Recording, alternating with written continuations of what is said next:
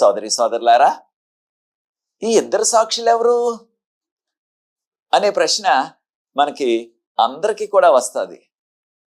అయితే సాతాను ప్రతి యుగంలో కూడా, ప్రతి తరంలో కూడా తను కుయుక్తిని ప్రదర్శించి తన యొక్క రకరకాల విధానాల్ని ప్రజల మీద రుద్ది వాక్యాన్ని నమ్మకుండా, వాక్యాన్ని బోధించకుండా, వాక్యం ఇతరులకు అందకుండా చేసేస్తున్నాడు సాతాను. దానిలో ఈ యొక్క కార్యక్రమంలో సాతానుడు సంఘాన్ని వాడుకున్నాడు, ఇంకా వాడుకుంటూనే ఉన్నాడు.